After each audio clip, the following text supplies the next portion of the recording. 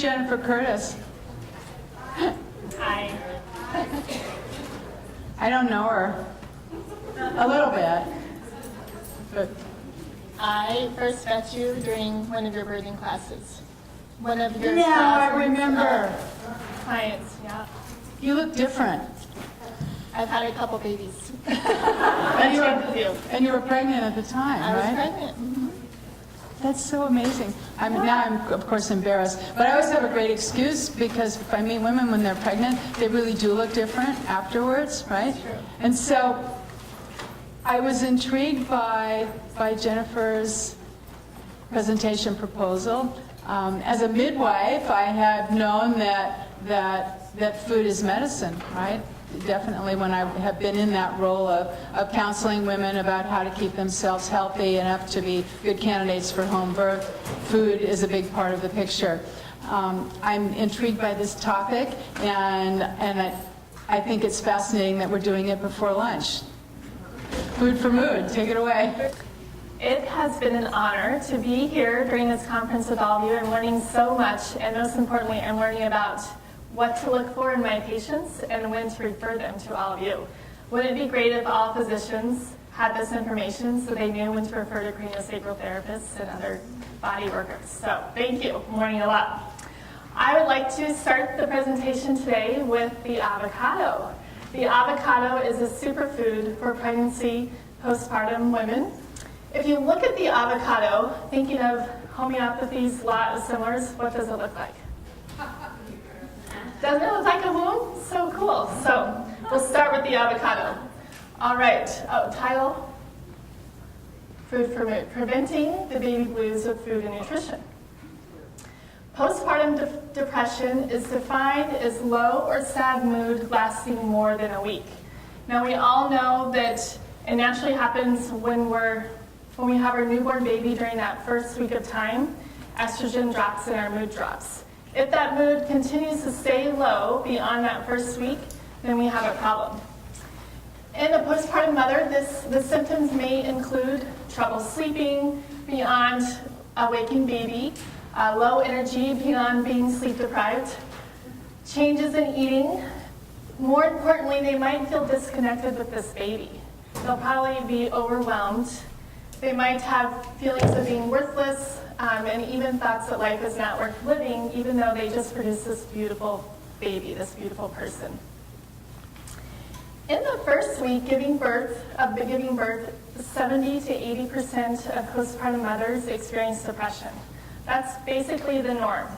We want to support women at that time so they don't become the 12 to 20% that have that ongoing depression or anxiety or other mood disorders. Over half of those suffering postpartum depression had depression either when they were pregnant or before they became pregnant. So more importantly, we want to really support these mothers before they become pregnant, right? Preconception health care. There's a lot of research, a lot of studies that are correlating mood disorders in moms with the increased risk of mood disorders in babies, children, as we just heard some of those statistics earlier today. So let's help prevent illnesses in children by really supporting mom. So we'll start with the case history. As a little baby, looking a little bit jaundiced. The mom is a 30-year-old. She is 2 weeks postpartum with her first baby. Her baby was born a little bit early. Her baby, she noticed, had stopped moving, went into the hospital, something's wrong. She really had this intuitive feeling that something was wrong with her baby. Sure enough, the baby was in distress. Due to imaging, they could tell there were at least 2 loops of nuchal cord. Come to find out, there were 5 loops of cord around this poor baby's neck, and on top of that, there was a knot in the cord. So this baby wasn't getting everything it needed, wasn't getting all the oxygen, all the nutrients that it needed. So came the C-section. Poor mom is full of fear and anxiety. Is my baby okay? So she's already having these fears, emotions before the baby's even born. And then after the C-section, is my baby gonna live? Am I gonna be able to take care of this baby? Both the baby and the mother appeared malnourished. The mom's pre-pregnancy weight was 135. when she had the baby, she weighed 130 pounds. So there was just something happening there where the baby wasn't getting what it needed. The mom was trying to eat, craving a lot, but they were both pretty malnourished. Postpartum, the mom had a difficult time nursing this baby. As you can imagine, the baby was all tangled up in there and didn't get to form those reflexes through a vaginal birth. Mom was experiencing frustration, overwhelm, fatigue, insomnia, depression, anxiety. She also suffered from some iron deficiency anemia. She was hypoglycemic. Her blood sugar was so low that often when she got up to go to the bathroom, she was having some fainting episodes. So she needed a lot of help and support here. And I thought a great exercise, I know you're tired and hungry, but just to keep you perked up, you can grab your pad of paper and pen and write down any thought you have on how you can help support this mother. And if we have time, we can share some of those thoughts. And maybe some of those thoughts will occur to you throughout this talk. So whenever I treat anybody, part of my naturopathic training is to always identify and treat the cause. If a mom comes to you with depression and anxiety, there are many different causes that could be causing those emotions. For one, there might be some neuroendocrine imbalance. There might be some nutritional deficiencies. Maybe the MTHFR mutation. Has anybody heard of that in this room? Methylnetetrahydrofol receptor mutation. Descended sacrum, as we learned on Wednesday, can cause depression. Also diastasis recti, so that's an abdominal separation. Oftentimes when that happens, women feel like they're not grounded, they lost a sense of self. That can also add to these feelings of depression and anxiety. So postpartum, this is a chart showing estrogen, MAO, and serotonin. So at the top you'll see, I'm going to try this you'll see the estrogen's pretty high during pregnancy. Each line here represents a day. So the first day estrogen drops, day 3 a little bit low, day 4 pretty low. It's pretty much bottoming out here. This is very significant because estrogen supports the binding of serotonin to its receptor. Serotonin is that neurotransmitter that helps us feel good. If estrogen's dropping, serotonin's dropping. MAO is going up. MAO is the enzyme that breaks down those neurotransmitters. So not only do we have estrogen dropping, serotonin dropping, we also have increased breakdown of that calming, feel-good neurotransmitter, serotonin. Another neuroendocrine imbalance that can happen, especially if there's any stress or trauma during pregnancy, during labor, postpartum. For this mom, you can imagine the stress and worry she must be feeling when, one, her baby starts moving, 2, she discovers that there's loops of cord around its neck, and then 3, the baby's looking malnourished and is having a difficult time nursing. That all results in a lot of cortisol. So there's, and I won't get too detailed into this chart, don't expect anyone to even look at it, pay attention to it, memorize it, but the precursor to hormones is called pregnenolone. There's a concept called the pregnenolone steal, which is where stress, trauma, takes all that hormone precursor and shunts it to make just cortisol. As a result, we get a deficiency in progesterone, estrogen, testosterone, and our thyroid hormones.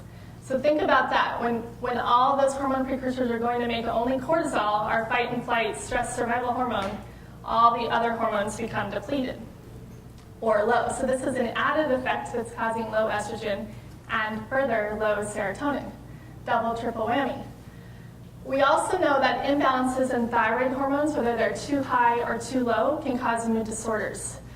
Typically, I'll see that high thyroid hormones can cause an increase in anxiety. Low thyroid hormones can cause an increase in depression. The one thing I want you to take home from this slide is that you can't really identify thyroid disorders with only measuring TSH. So this yellow line here is TSH. If you look here, as long as it's inside this box, that's showing you a normal range of TSH. TSH is tested here, it looks normal, but free T3, which is our active thyroid hormone, is low. This happens all the time. I'll see this all the time. Patients will come in at their lab, oh, my doctor said my thyroid's normal, here are my labs, and all I see is TSH. We're missing the whole picture. We're missing T4 and reverse T3. Sometimes this active thyroid hormone can be converted to reverse T3. So I'm going to tie this all in with nutrition here in just a moment. One more thing to think about, neuroendocrine neurotransmitters. If dopamine, GABA, or serotonin, these are all neurotransmitters, if they are low, we're going to have some mood disorders. These neurotransmitters are made from amino acids. Amino acids are the breakdown components of protein. So you're going to hear me talk a lot about protein. Other nutritional deficiencies can prevent us from making these neurotransmitters. For example, B6 is used to make GABA as well as serotonin. Folate, we need to make serotonin. Vitamin B5, we need to make cortisol. Omega-3 fatty acids, those are essential fatty acids, are also precursors to make neurotransmitters. They're anti-inflammatory and they're great for neural development. So this is a good thing to feed mom in order to create a healthy brain for the baby. Iron is also a cofactor needed to make these neurotransmitters, as well as magnesium. Magnesium is also a natural muscle relaxant, so it's great to have some magnesium on board. And vitamin D. I'm yet to find a vitamin D in the normal range for anyone who lives in the Northwest. Even patients that are taking vitamin D will still be below that 75 mark. I typically see anywhere between 10 and 40, even in patients that are supplementing with vitamin D. We know that vitamin D is related to mood disorders. There's a lot of study about vitamin D and its effect on a postpartum mom. MTHFR mutation, I just want you to put this in your brain. You're going to be hearing about it a lot more. Basically, this is a genetic mutation that affects the enzyme used to take folate and convert it into its active form of folate. That's all that I want you to know today. But there are going to be some red flags that you may want to think about for these patients. We need this active folate to operate all these pathways. Again, not expecting you to even read that, but basically we need folate to convert homocysteine into methionine. We need it to make all of our neurotransmitters out this direction, as well as making new cells. We also need folate for this detox pathway. I'm not sure why that's bouncing, but maybe we all need to get grounded here. Lower that down. All right. So if someone's not getting folate, or if they're not able to create active folate, they're not going to be able to make those neurotransmitters that they need folate for. You might want to suspect this in any patient who has a lifelong history of mood disorders. So I have a couple questions that I ask patients if I'm suspecting this. Have you had mood disorders your whole life? Yes, and they also are presenting with mood disorders. Do you have a family history of mood disorders? There's usually another family member in their family that has mood disorders. They got this mutation from somebody, right, mom or dad. Also, because they can convert homocysteine, which increases your risk of heart disease, clotting disorders, stroke, there's usually a family history of very early stroke or heart disease. So, my dad had a heart attack at age 45. That's not normal, right? So those are red flags. It's a good idea to test this mutation. Not all insurance companies will cover this test. I've done a lot of research to find good lab companies, and one that I discovered, SpectraCell, I'm not employed by them, I have no connection with them, but they do offer a very inexpensive copay of $40. They'll bill a patient's insurance. If that patient's insurance doesn't cover the test, they won't go back and charge the patient. So SpectraCell is a great company to look up for that test. We really should be running that test on all parents that are talking about becoming pregnant. It's a good test for mom or dad. That way we can prevent neural tube defects, mutations, tongue-tied. Those are other things to help you suspect this MTHFR gene, if there's any history such as that. So treatment, I wish it was really simple, nutritionally, to just say you need more folate. I had a patient come to me, the doctor knew enough to run this test. She was positive for the mutation, had 2 copies. The doctor said, here's some folate, gave a very, very high dose of folate. I don't remember the amount, but I was shocked to know that this supplement existed. Too much folate can cause a lot of symptoms. This person ended up in a spiral of symptoms, including daily chronic migraines. Who can function with a migraine, right? Especially if you're a mother. Probably no one.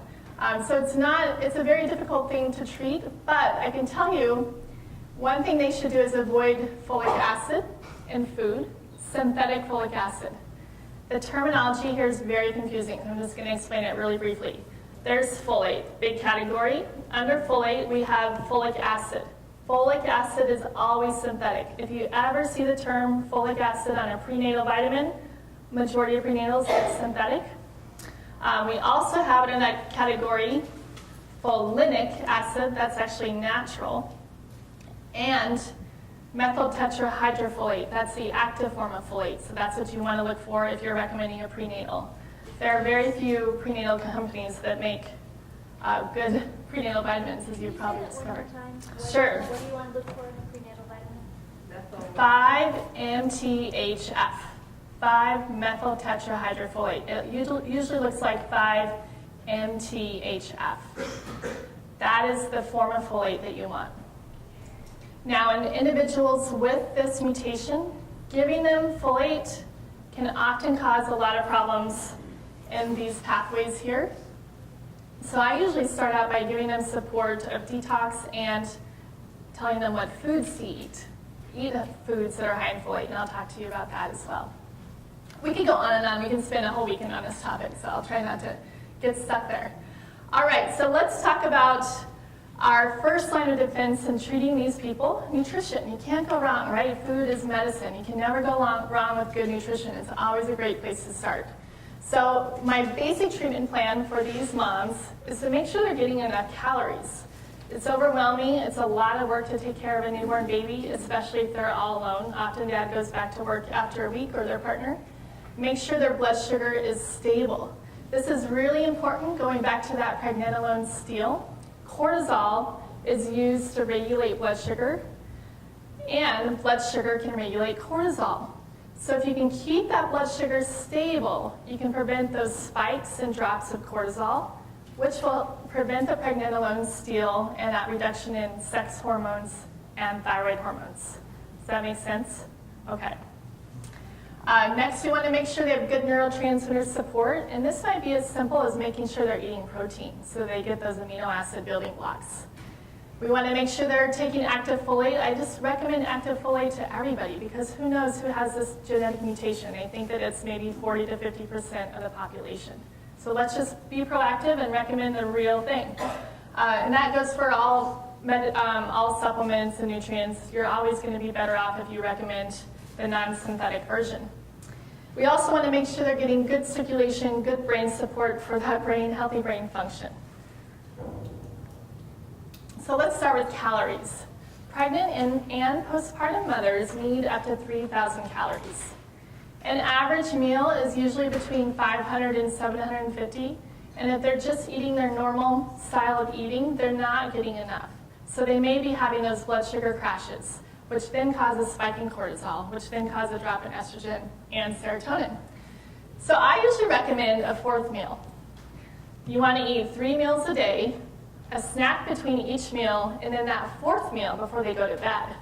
Because they are burning calories right through the night. They're feeding this baby all night long. They're burning a lot of calories. So you want to make sure they have a good protein-based fourth meal before they go to bed. 2, blood sugar stabilization. Just making sure they have protein at least 3 times a day. Whatever they're eating, a quick snack might be a handful of nuts and seeds. That's such a great, easy, quick, easy snack to take on the go, to have next to their nursing chair. Some of my favorite protein sources include the avocado. Did you know that the avocado is a complete protein?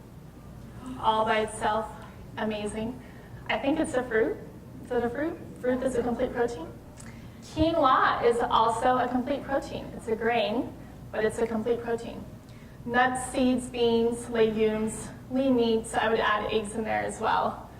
Fish, seafood. Neurotransmitter support. So this, we're going to go back to the building blocks of those neurotransmitters. The building blocks of serotonin start with the amino acid tryptophan, which comes from a lot of protein-based foods. Tryptophan is converted to serotonin. Serotonin is then converted into melatonin to help calm the mom, help her sleep at night. These are found in turkey, chicken, lamb, fish, beef, cashews, the avocado, nuts, sesame seeds, nuts and seeds, and eggs. We know that omega-3 fatty acids are also necessary to produce those neurotransmitters. So these are good, healthy, clean oils. You can find them in cold water fish, nuts, seeds, the avocado, olive oil.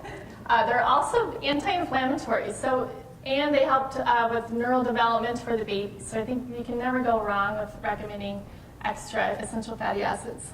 This is one that I often recommend as a supplement on top of the dietary sources for mom and baby. Calcium and magnesium, very important. Together they act as muscle relaxants. They help relieve tension, but they're also cofactors needed to make all those neurotransmitters. Calcium is found in cold water fish, bone broths, and leafy greens. Magnesium is found in whole grains, nuts, seeds, avocados, and legumes. So I would say that both of these, calcium and magnesium, are very common deficiencies in both pregnant and postpartum women. And I think that's due to two reasons. One, this is how I recommend, am I making you guys hungry? Doesn't that look good? This is what I recommend for most meals. Take your plate and cover half of that plate with leafy greens. That way you can get the calcium that you need, the fiber that you need, the phytonutrients that you need. And then the other half is going to be a balance of protein, good fatty acids, good whole grains. I think that magnesium is a deficient nutrient because most people are eating very processed grains. That processed bread, processed cereals, they're not going to have the magnesium that they need. And we know, or hopefully you know, that low magnesium levels can cause increased cramping during labor and then even more tension postpartum. So magnesium is very important. That's another one that I like to recommend in supplement form, or my favorite way to get magnesium into the muscle is through an Epsom salt bath. 2 whole cups per bath. Very therapeutic and very inexpensive. How much did you say? 2 cups. So it's not a little sprinkle. And you just want to recommend the cheap kind, no essential oils, just 2 whole cups of Epsom salts in that bath every night before bed. It's a good time out for mommy. Great way also during pregnancy to kind of prep the body for labor. I decided to find all the foods that were high in folate. This handout I had to cut off. The bottom half of it is basically full of leafy greens. So in summary, I recommend, if I suspect this MTHFR mutation, I just tell patients, make sure you're eating beans and or greens every day. Beans and greens. We can't go around there. They're inexpensive food, very nutritious. Sure. And we can talk about this more. Mung beans have the highest amount, and those are beans that I know I don't cook with on a regular basis. I would love to learn how to incorporate some of these more unique beans into some recipes here. Chickpeas are very easy to throw into any meal. There's hummus. You can toss them in a salad. All beans, and then we have a little, I don't know anyone who eats chicken liver on a regular basis. But then we start to get into some nuts and seeds. Meat is another good source of folate. Quinoa is another kind of superfood, and the avocado. Okay, moving on. Good? Yes, question? Is this available by text? Sure, if you, I have the whole handout, so my email will be on this, and I'm happy to email it to you. Phytonutrients. We have a rule at my house. I have a 5 and a 7-year-old boy, and they have to eat 3 colors at every meal. We need to get these phytonutrients into our diet. There's a lot of research on phytonutrients. It's a little bit overwhelming. We don't even know all the biochemical things that are happening in our bodies with phytonutrients, but we know that they're really important. They're important for circulation. They're important for brain function. They help prevent many diseases. So just eat some color. And I added a little chocolate in there too, specifically dark chocolate. Throw in a little chocolate. In that jar, that snack jar with nuts and seeds, throw in a little bits of dark chocolate for that mom. I'm sure she'll appreciate it. So we're going to put this all together. Foods to limit for this postpartum mother who's suffering with depression, anxiety. You just want to limit the sweeteners, especially the artificial sweeteners. Most juice is just sugar. So I also find that juice causes blood sugar spikes and crashes. Processed starches and breads also cause a spike and crash. Dairy, there's a lot of research about dairy, but a few things we know about dairy. It acts in the body as if it's a carbohydrate. So it causes the same release of insulin from the pancreas as a piece of white bread, even though it contains protein and fats. It actually is a different reaction in our body. It also increases androgen production in women. We're finding correlations to dairy intake and the risk of diabetes, PCOS. What else can I say about dairy? It increases mucus production. Question?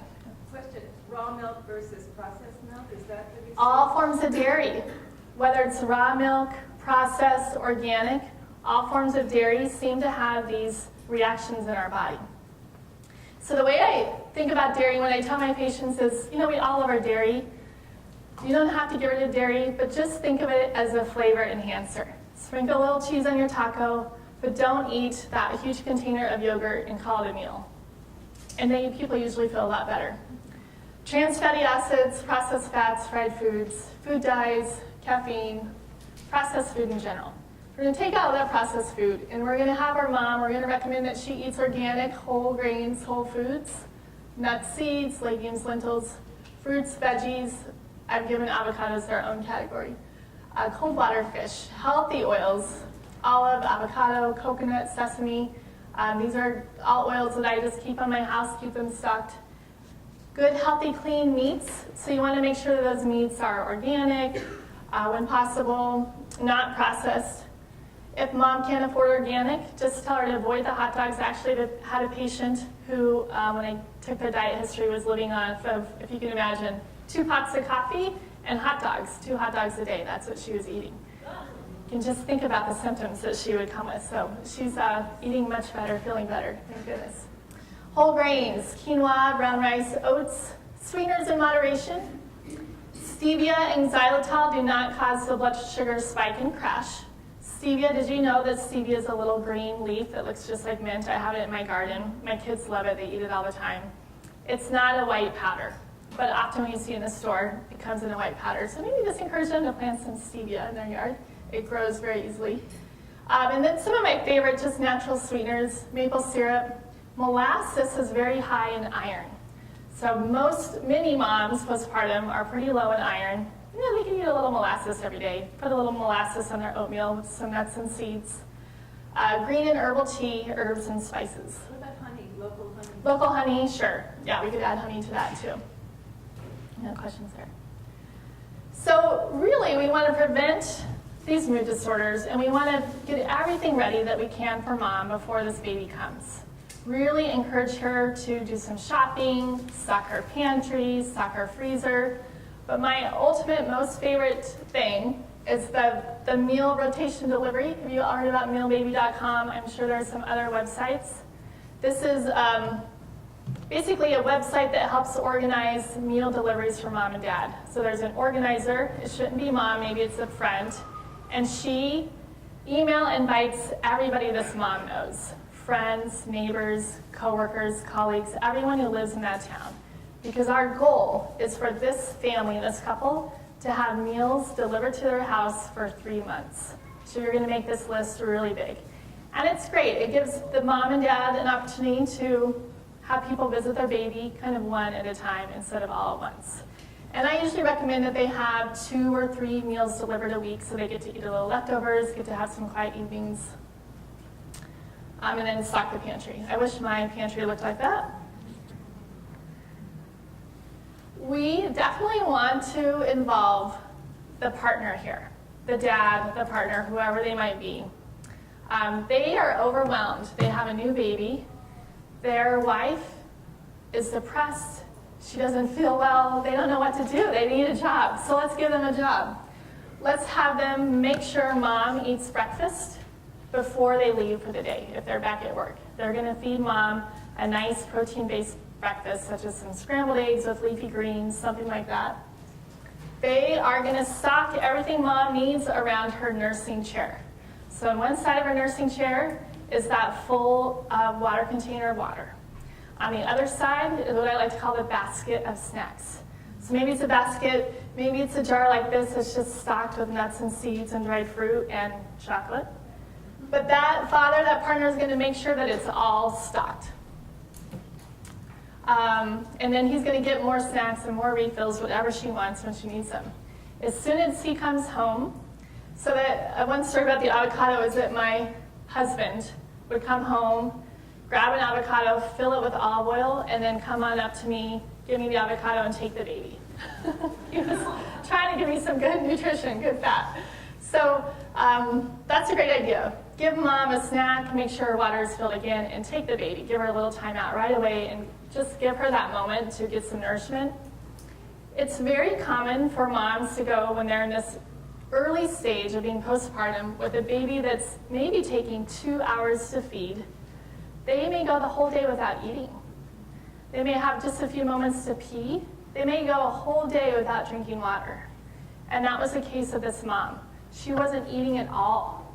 She wasn't drinking any water.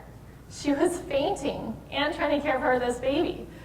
So she needed a lot of help, and it doesn't have to be difficult. It doesn't have to be a lot. Involve her community if you can.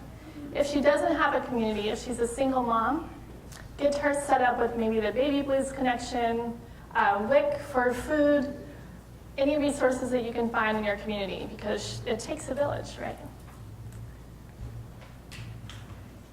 So we also might want to investigate if mom needs some further nutrition support. If she's actually deficient in vitamin D3 and she lives in the Northwest where we don't get a lot of sun, give her some vitamin D3. I prefer the liquid liposomal and fat. Vitamin D3 is fat soluble, so give it in its fat soluble form. Liquid, I like to give doses of 4,000 to 6,000 IUs. Always a good idea to just test mom's levels to see where she's at. I often hear of patients taking a dose of 1,000 IUs, and studies have shown that if you take a dose between 1 and 2,000 IUs of vitamin D, you're going to keep that vitamin D steady, but you're not going to increase the levels. So you might keep it from being further deficient, but you really do need to give a higher dose of vitamin D to bump those levels up higher for a short term. So I'll say 4,000 to 6,000 IUs of vitamin D during the winter months, for example, is a common recommendation. We saw that B vitamins are needed to make all those neurotransmitters. B vitamins are water soluble. If there's any stress happening, they're burning through those B vitamins. So that might be another option to suggest. I love giving B vitamins in the injection form, just to give them a little boost. IM injections are like a slow time release of B vitamins. They slowly seep into the bloodstream over a course of several days, and they help bring those levels up sooner than later. Iron. She definitely needs some extra iron if she has anemia. And then we can consider giving her some of these amino acids by themselves. If you give 5-HTP, which is converted to tryptophan and onto serotonin, or GABA, GABA is my go-to for anxiety. 5-HTP, tryptophan are my go-to for depression. Sometimes I give both. You want to give them on an empty stomach. The reason for that is that those amino acids will compete with the amino acid binders that food is also competing with. So if you give them with food, they're not going to get bound to those receptors and taken into the bloodstream. They're going to get mixed up with the food. So make sure you give them on an empty stomach. And when you give a higher dose of those amino acids, they then encourage those biochemical pathways to happen so that the body can make what it needs. It can make the tryptophan and the serotonin. 5-HTP does cause nausea in some people. If I know they have just a weak stomach or a history of nausea, I'll recommend tryptophan. So tryptophan is slower acting, but it tends to be more easily tolerated in individuals with a sensitive stomach. EFAs, I usually recommend 4,000 IUs of an omega-3, a fish oil or flaxseed oil. And then we talked about Epsom salt baths, 2 whole cups in your bath. Yes, question? Can you give a dosage, a beginning dosage for 5-HTP and GABA? 5-HTP, I usually start at 50 milligrams. So my rule of thumb is start with the lowest therapeutic dose. Start small, they might be sensitive, they might not need much. And then GABA. I'm not remembering the doses of GABA off the top. I often actually, instead of using GABA, will use taurine, which crosses the blood-brain barrier. It's more of a fast-acting GABA. GABA is a little bit slower acting. And sorry, I don't have the doses for those. Can I ask you a question? Oh, sure. Again, back to the calcium, do you recommend supplementing calcium always for nursing mothers? I think it depends on their diet. It's not a bad idea to recommend calcium. But you're of the opinion that you could potentially get all calcium through your diet if you ate? Yes. Mm-hmm.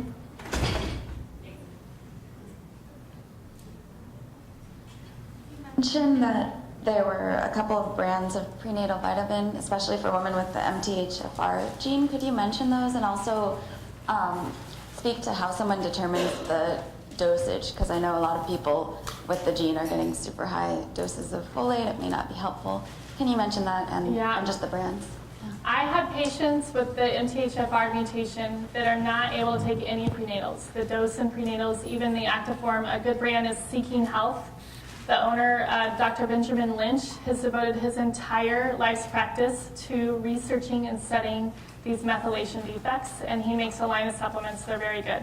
So Seeking Health, and I have his website at the end of this talk here.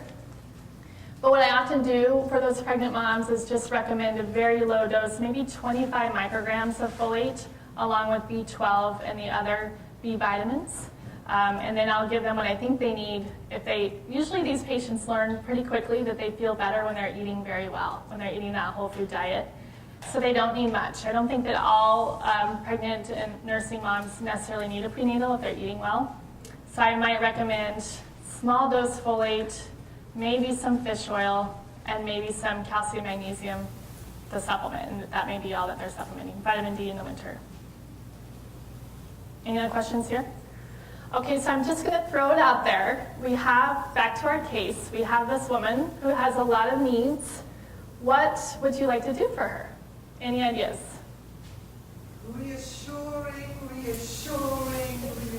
Reassuring, everything's going to be okay. She is so scared. Yeah. She is so scared. What else can we do for her? Massage. Yes. Who knows what her body, she's been like this. Each feeding episode takes 2 hours. The baby wakes up, changes the diaper, and then she's right back here. She had a lot of musculoskeletal issues. Is there anything we do for the baby? He was all tangled up. CST, yep, craniosacral therapy, absolutely. Okay, so we're going to together create this treatment plan. And remember, this mom's overwhelmed, so we got to keep it simple, simple, simple, right? So this is the same, basically whole food, protein-based diet. I like to have many different nutrition handouts, kind of depending on where my patients are at. I don't want to overwhelm them. But this is one handout that I created, and I call it the food cube. It's an alternative to the pyramid, the food pyramid.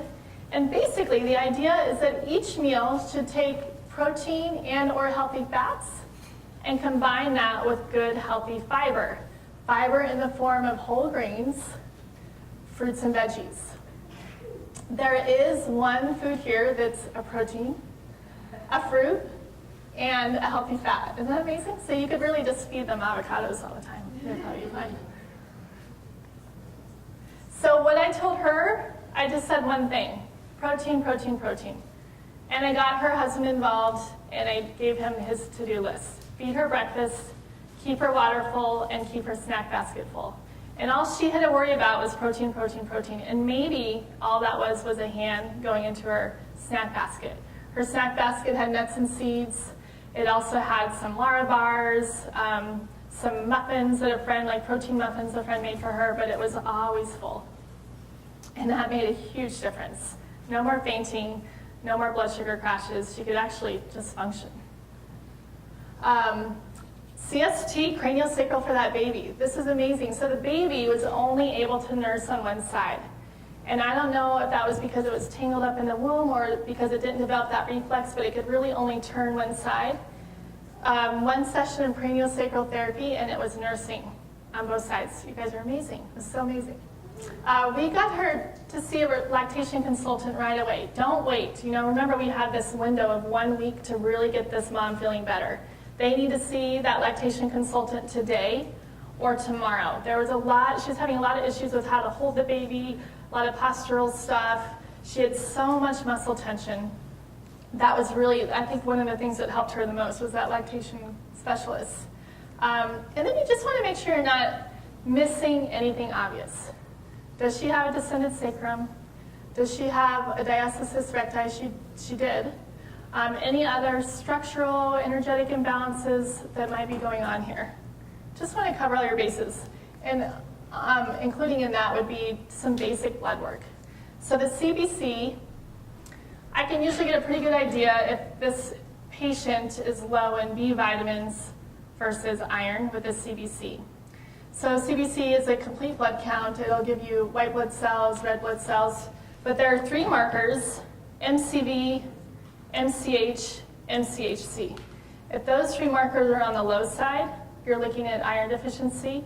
If they're on the high side, they all describe the shape of the red blood cell. You're looking at a B12, B6, or folate deficiency. Just give a B complex. Ferritin is the storage form of iron. I always order ferritin because it can just let you know if they're moving towards iron deficiency. Ferritin will drop before anemia shows up in the CBC. So let's be proactive. Let's get a head start on that. Vitamin D, of course, and it should be, vitamin D levels optimally should be between 75 and 120. Let me know if you have a level like that, and I'll give you a gold star. Good job. Comprehensive metabolic panel, mainly to test her fasting glucose. So she had iron deficiency, vitamin D deficiency, low glucose. Her thyroid panel was pretty good, actually, surprisingly. I would have suspected that her thyroid hormones to be low, but I think that the stress that she went through was kind of short enough term that it wasn't affecting thyroid due to pregnenolone steal. You could also evaluate her for hormone and neurotransmitter imbalances. I usually wait on that because the hormones and neurotransmitters are changing so much during those first few months postpartum. Usually you can make a pretty good educational guess about what's going on there and how to best support her. And then you might want to consider the MTHFR mutation test.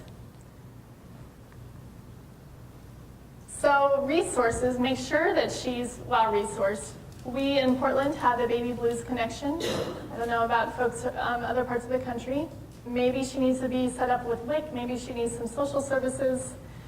I love this website, nutritiondata.south.com.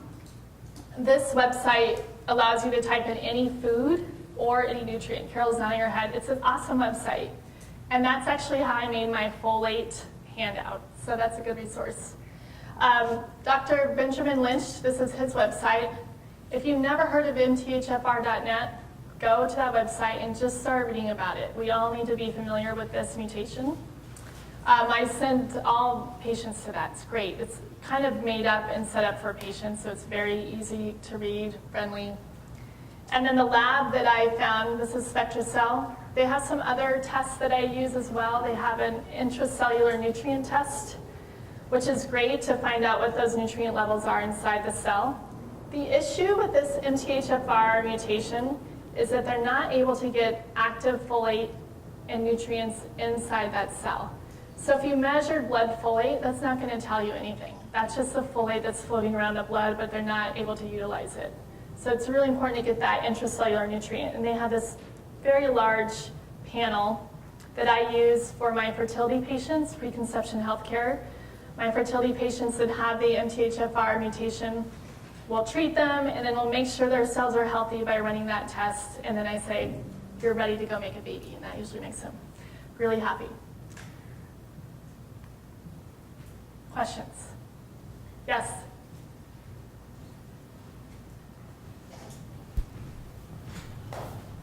Since a lot of us, I assume, are not able to order blood work, well, first of all, I love that what I actually do a lot to make it easier for the moms that don't already have an ND.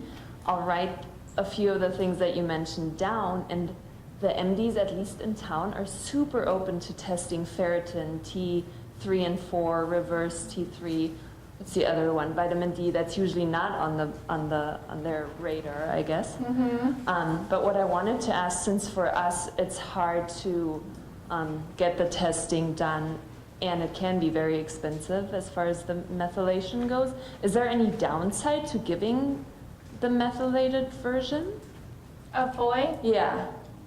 The downside, and thank you for just bringing up the testing. So my hope here was that you just have these tests that you can pass on to your patient or client and say, I recommend, these are just tests you might want your doctor to run. Because that doctor, we all have our own tunnel vision, and that doctor might not be thinking about these other things, but if their patient comes and requests those labs, they'll be like, oh yeah, sure, we'll add that lab on. Sometimes it's not an issue, depending on who you're working with. So the danger of giving too much folate, if you imagine a school bus, and on that school bus there are all these seats. Those seats are receptors for folate. So you give the patient, client folate, all those seats are filled, and then there's more folate circulating around. We get a jam in those pathways, and that usually results in some detox symptoms. I often see migraines.